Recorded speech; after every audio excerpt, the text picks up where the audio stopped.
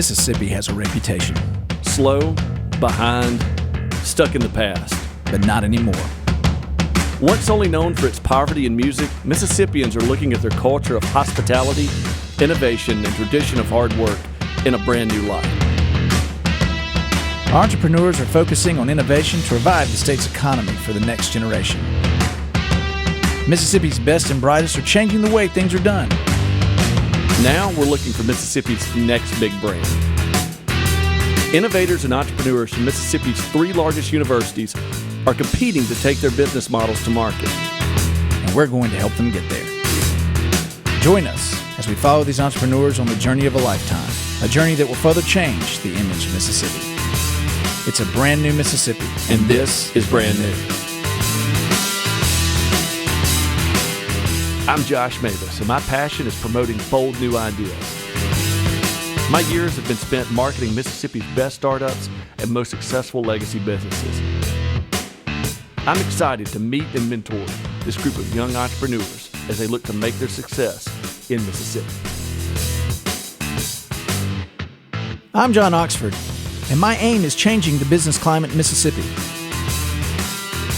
As head of corporate communication for Renasant, one of our state's largest financial institutions, I'm eager to share my expertise to help our future leaders along their journey to find success.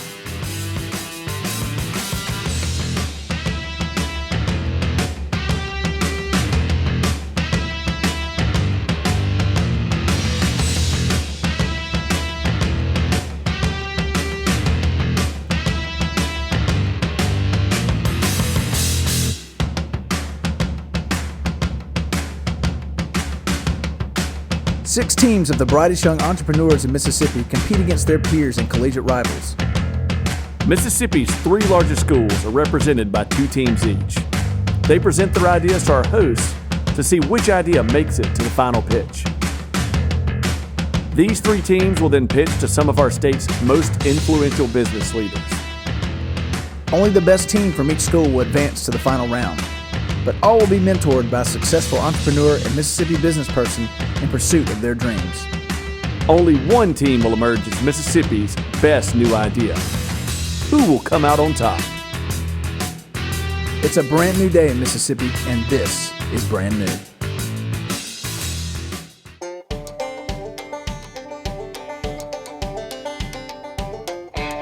Welcome to Brand New, the show where you will decide the best business idea for 2017 from young entrepreneurs in Mississippi. The 3 largest public institutions in our state have put forth great students with great business ideas, and you today will decide who wins the award as best business idea from these young entrepreneurs. Let's meet our judges. Let's meet Tim Lampkin, entrepreneur and CEO of Higher Purpose Co.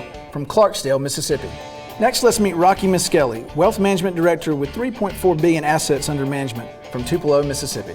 Next, let's meet Kagan Coughlin, co-founder and executive director of Basecamp Coding Academy and an historic renovation enthusiast. He comes to us from Water Valley, Mississippi. Let's meet Latasha Bibb, entrepreneurial coach from Innovate Mississippi, who's worked with over 1,200 companies. She comes from Jackson, Mississippi.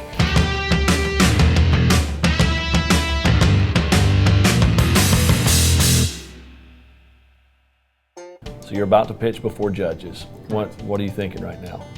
Right now, they're coming from different backgrounds, and the expectations, I would have to say, are a little bit on the unknown, and I do plan on getting tested on my feasibility and the target of my actual product when I'm getting judged. Do you feel prepared right now? You ready to go?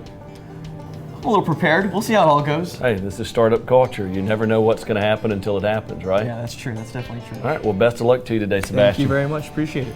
Presenting from Southern Miss is Sebastian Roa with the Memo app. Sebastian, your presentation begins when you're ready. Good to see you, judges. My name is Sebastian Rowe, and I am the creator of the Memo app. Now, I could talk to you about many problems, unemployment, jobs numbers, economy, whatever it may be, but I want to talk into something more specific, creating a skilled labor market. Now, what is going on right now? There are 2 things. Universities are making attempts, and the main idea is that they create programs, they hire tutors, free tutoring, they help students stay in class. Second, they're buying technologies. Now, the problem arises from the technology. There are a lot of tech companies out there that provide small services to help boost retention rates. One company may have an alert system that helps students receive text alerts about upcoming due dates. Another company may be focusing on schedule and organization. Another company may be catering to the tutors, and their main focus is to have small niche technologies. And as good as that may sound, what this market really is missing is having all these features which can be easily replicated into one single mobile app. The Memo app, it's focused to be a mobile app that a student can take anywhere with them, and anytime they have difficulty, advice, or are struggling, this technology will be there to help them out. Well, there's three parts to it. The first part is the alert system. A student will be notified of an upcoming due date 1 to 7 days before it actually happens, and this can be all done conveniently through either text message, email, or even on Facebook Messenger. So while they're on social media, they'll be getting alerts to their account about when an assignment is coming and when it will be in their due date. The second part of the technology will be the Messenger platform. Students, if they're having difficulty, can communicate with their own tutor, or if they need to reach out to other tutors nationwide, they can also have access to that sort of personnel. The third and final feature is something that I like to call the little assistant. It's a narrow artificially intelligent algorithm aimed at helping out students as a backup. Let's say you were sitting in calculus class and you were learning about derivatives. Well, the issue is that can be really tough. Maybe you don't get the teaching style, perhaps it was taught too quickly. Whatever the reason that may be, someone can open up the mobile app, tell the app that they're having difficulty with derivatives, and it'll go web scraping the entire World Wide Web for the right video and the right information to help them understand from the convenience of their very own phone. The U.S. Department of Education has something called the TRIO program. This is where it's their goal to keep retention rates up throughout all universities in the nation. And right now, there are over 1,000 institutions, both community colleges and four-year universities. Now, our plan is to actually go to the director of each of these institutions. They are independent from the university, so they can make procurement decisions on their own, and you wouldn't have to fight the whole hierarchy, and make them the pitch of this technology that combines everything that they have. And for the service that we give to them, we charge them a subscription-based model. We do plan on adding more technologies to it to help it supplement the students' need in the classroom. But the main goal here is to help out the disadvantaged students. And hopefully with this technology, bringing it to market, we will help put a big step into students' retention rates going up and providing a better future for the U.S. economy. Thank you. A lot of universities are using reward points for dollars in their bookstores and other places. If you attend an athletic event or you go to a play, I just think you're going to need something to keep the students today have so many apps that do similar things. You're going to need something to keep them engaged. That would be a good way to incentivize, maybe some bonus bucks at the cafeteria. With the bookstore, that would probably be a further in strategy, because my main goal is to pitch it to any institution with a TRIO program going on, which means that they kind of operate independently, and pitching the incentive program to the university would take more time, but it would have its paybacks like you were saying. Jumping forward to you being a huge success, you're looking at a very large user base, both the student body and the tutors and professors. Can you talk a little bit about your revenue model and if it's prepared for the kind of support personnel that user base would require? So we're going to do a 3-step plan. I'm glad you brought that up. What we're going to do first is, since cash might be a little strapped tight, right? What we're going to do is that we're going to have an FAQ at first with the first couple of universities we start out with. And then as we start growing and there's some more money, then we'll do email. And then of course, as we start making more money, we'll aim more towards the customer satisfaction edge and do provide customer service agents at there. But I just can't tell you that we'll have 5 customer service agents at the beginning. We'll have to start small with an FAQ and then go to email, go to customer service, and maybe something with social media. We could get creative with that, but I'm glad you brought that up. Nice job, Sebastian. Tell me, how do you make it easy for professors to input the type of information that needs to be pushed out to students? Bingo. This is where I go to my target, the TRIO program, because all these disadvantaged students get their own tutor. And within that program, they do help them out. They walk them through the syllabus, they walk them through everything. So this technology is a complement, and in fact, it's not really changing a behavior of making people get up and have to do something they've never done before. So yes, you're right. Making teachers put in the data is hard. It's really hard to do. However, aiming at the TRIO program first, we're already aiming at an organization that has tutors on site that actually do keep up with their disadvantaged students when it comes to due dates and stuff like that. We're going to aim for them first, and then think of another strategy to hit the universities, because like you said, that is important, but it is a really hard part to implement. right, you're about to go in to present your idea to judges. What are you thinking right now? How do you feel? I'm ready. I'm excited to see how it goes. Alex, good luck to you as you go in there, man. Judges, coming to us from Ole Miss, Alex Ray with Zen Careers. Alex, floor is yours. Thanks, John. I'm here today to tell you about my company, Zen Careers, a job matchmaking website. But first, let me tell you a story. About 2 years ago, I returned to college for my senior year with a job offer from a top engineering firm. I was really excited about it, but as time went on, I began to dread it.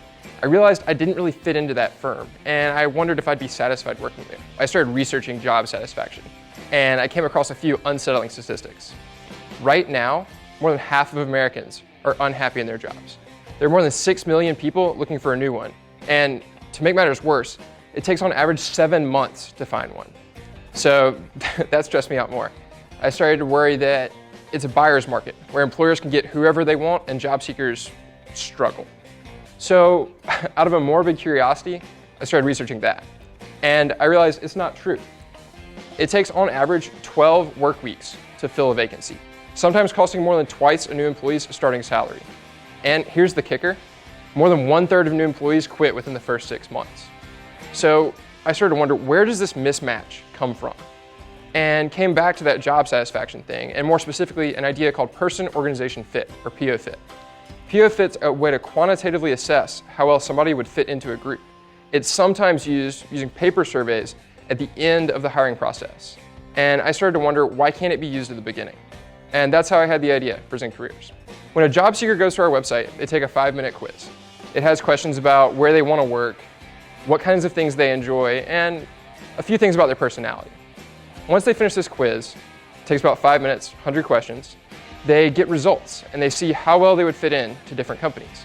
They can look at these companies, search for specific ones, or browse randomly. Once they see these companies, they can tell us they're interested, they can apply for jobs, or they can dismiss it and tell us they're not interested. And our system learns that and figures out better matches for them to suggest in the future. Throughout 2015, we kind of had limited uptake. We got about 500 job seekers and just over 100 companies throughout the year to sign up. And then after talking with the brand new cast, about 100 students and job seekers and human resource professionals, we redid our product, redid our survey, and made it more fun, faster, and more engaging. As you can see from this graph, our usage spiked. We're excited to see with our team where we can grow. And with your support, we believe that we can make the world a happier place. Thank you. Who are you targeting with your product? We are especially targeting millennial job seekers. I found that our message resounds really well with young people.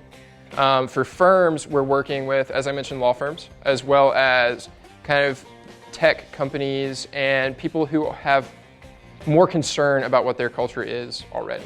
Fantastic. Spend a lot of time looking for talented people, only to bring them on board and discover they don't fit with my team and in my culture. So I commend you for what you're doing. Tell me how you had such a spike in activity, because you had growth going on and then it became meteoric.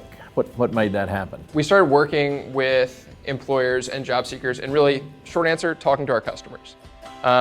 Once we figured out that people were having a bad time taking our survey, we changed it. We made it these fun, shorter questions, a little more lighthearted. And we still get equally statistically significant data, but it doesn't feel like you're pulling out your teeth when you're taking the survey. That was a great presentation. The topic that you're working towards does not seem like a simple one.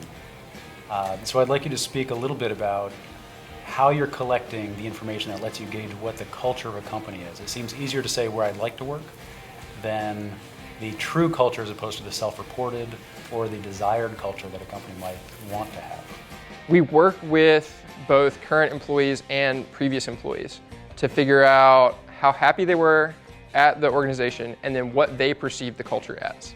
And so we create kind of complex structures of what the culture within the company is based on which group and which department each employee was in. And it creates a really kind of interesting model that overlays into where job seekers are going to actually work, like which department they'll be in and which location. Will you tell me a little bit more about the competitive landscape? We're competing with a lot of big guys. We're entering the same space as LinkedIn, Glassdoor, Monster Jobs, and a variety of other job searching websites. We're also, with our cultural analysis tool, competing with companies like Cultural Amp or Tiny Pulse. But we're really the only company out there matching people and companies based on cultural fit. Do you have any hires that have occurred based on your algorithms to show their retention rate versus what it was before they used your service? Not yet. We're still developing that data. It's such a new product that we haven't been able to really compare the drop-off rate. So far, everybody we've helped get a job still loves it. Alex, how do you deal with the critical mass issue? How do you make sure that you have enough employers for the job seekers or enough job seekers seeking employment? At this point, we're targeting specific industries to try to fill out both a deep database of job seekers looking for jobs and employers within that same industry. Right now, we're focused on the matching lawyers to law firms. Tell me a little bit about your consulting staff and your sales staff and how you're performing in the field. The four of us are the salesmen and the consultants and the whole package. As we expand and grow into this recruiter model, we're going to need people who have experience in recruiting. We plan on getting a few people who have probably a decade or more of experience to really help us spearhead that.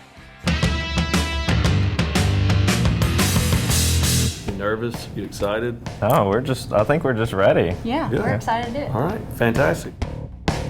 Coming to us from Mississippi State, we have Kaylee Hagan with Glow. Hey y'all, my name's Hagan Walker. And my name is Kaylee Mitchell. We're the co-founders of Vibe, which makes a product called Glow. Glow is the first liquid-activated lighted drink infuser. You simply drop Glow in any drink, it lights up in color cycles, but more importantly what it does is it sells more drinks and it helps bartenders and servers to see who needs a refill because the light will turn off when you've gotten close to finishing your drink. And so this is kind of what Glow looks like in an exploded view. One really cool aspect is we can change this. So if you're at Hard Rock Cafe, for example, we could make this in the shape of a small guitar. You drop it in your drink, it lights up. It's something that your customers can take home with them as a small souvenir. Glow is super safe. We have the highest plastic certification that you can get. We're BPA and phthalate free. So here's a little video showing how Glow works. You simply drop it in, it automatically lights up. You just add your favorite beverage, and of course you can watch it glow. It creates an awesome dynamic, but it also helps bartenders to see when someone needs a refill. It cycles through 9 colors to create a dynamic atmosphere. It lasts for up to 8 hours, and like we said, to turn on, you drop it in a drink, and to turn it off, finish the drink or take it out, and you have that remainder of the time left. So we've accomplished a lot in the time that we've been a company, but specifically in the time since we started the brand new show. We've been able to patent several aspects of Glow, which is very exciting for us. We identified a version 1 failure rate of 30%, and we have since reduced that failure rate to less than 1% in our version 2 product. To date, we've sold over 22,000 units in the last 3 months. And Glow has been shipped to over 20 countries. And the best thing of all is that we just finalized a deal with Caesars Entertainment in Las Vegas. We were featured on Tipsy Bartender, who is a viral superstar. He has millions of followers across all of his social media platforms. In the video that he featured us in, we received 5.3 million views and over 14 million impressions on that, which are huge, huge numbers for us. So what's next for us? We are in talks right now with the Beau Rivage and MGM Resorts International trying to get Glow in some of their venues. We have a call with Viral Thread next week. They're the 4th largest social media news outlet. It would be huge if we could get a video with them, 80 million views on average. And then we're currently in early talks with a Super Bowl sponsorship company. It's amazing how far you can go with just a little bit of hard work and a whole lot of help. So we just want to say thank y'all so much for this opportunity. We really, really appreciate it. Thank you for your time, and we'll open the floor for questions. Can you talk a little bit about the way that you've structured your company? So manufacturing, where that's happening, how much of the business or shipping, or how you've parsed out all the things that go along with manufacturing a pretty great compact product. We've been able to create an e-commerce site and integrate ShipStation and Swipe into that, so it's really streamlined our sales and shipping process for us. So when somebody goes on our website or places an order through an invoice, we're able to carry all of that through ShipStation and Swipe, and they do most of that work for us. And then we simply print the label and ship it out. All of the shipping costs are covered in ShipStation and things like that, and they find the cheapest prices for us. We had one part of the product made at one factory, one made at another. We'd ship them to Jackson and do final assembly in this food grade facility. So that allowed us to one company didn't know what the other one was doing until we could gauge their trust in China. And so now with our version 2 units, they're all made at one factory and we can drop ship those anywhere. And we actually do packaging for retail units in Starkville. So we're definitely trying to keep Mississippi incorporated in the process. Have you done any follow-up with any of the bars or restaurants who are your customers to determine or to quantify the increase in sales? Sure, so we actually have some slides afterwards that show some of the metrics from that we've pulled. So these are some overwhelmingly positive responses. Imagine 2 identical venues, one with glow and one without. You see someone with glow, would you ask where you could get one? Would you keep glow as a souvenir? And does having a flavored glow unit interest you, which is a next step in our process. And the most important one to us is, would you get a refill to keep glow on? And that's what we use to kind of sell the product to a bar or a restaurant or Caesar's Palace, because it ups their drink sales. So you just slipped this into your previous response. Glowing has got to be one of the best turn of phrases for a product name. Do you have a lot of marketing materials that leverage that in particular? That is our thing. We do glow in parentheses and then ing, and we are in the process of trademarking just GLO. Take drinks out of it, and that way, as we have new products in the future, like one of the ones that we've already patented is a straw, so you can easily move it from one drink to another. And so, glow drinks, we want to kind of go beyond the drink part.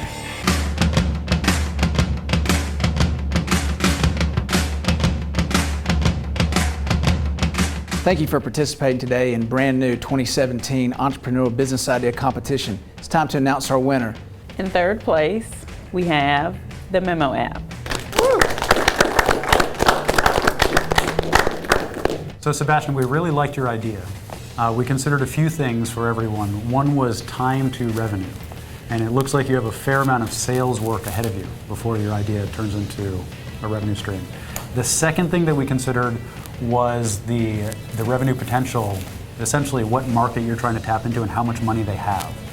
And unfortunately, I hate to say this, schools do not have the most amount of money of the industries that we were looking at today. So your revenue cap was a little lower than some of the other presentations we heard today.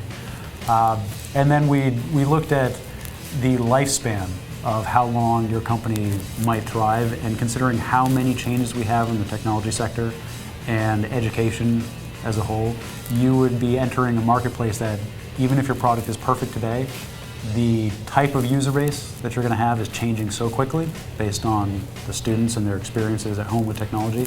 So we saw you as having a lot of challenges, but a great idea to pursue and adapt as you move forward. In 2nd place, we have Vibe.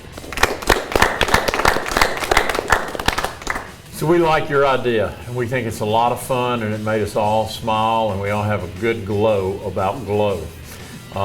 We think you're quickest to cash of any of the ideas presented here today. But we think you're a novelty company, and we think that novelty company is going to have to continue to innovate if this has a long arc for you. I think that you're probably pretty wise to think about how you get this valued at a higher value and sold off to a larger portfolio, rather than being in the manufacturing business of assembling in China and sticking labels in Mississippi and having to get into Party City and Bed Bath & Beyond. But it's very innovative, and it says a lot about the way you solved problems as a team, listened to mentors, got support, and made something that was a graphic design idea become a real product. So we think you have a bright future in business. We think this product's going to put you on your way. We just don't think it's a sustainable company long term. Thanks. 1st place, Zen Careers. Alex, we really love your platform. We're really excited that you're focusing on millennials. There's definitely some things that we think you should work on, especially tackling the diversity issue in corporate America, and also looking at other companies that you can attract to be a part of your platform. We think you also should invest some more time in really marketing your product and understanding all the challenges that are out there versus comparing your product to other competitors such as the LinkedIn and other job sites out there. But we love your product, we love your team, we love your advisors, and we think you have a very successful company. Thank you. This concludes the first season of Brand New.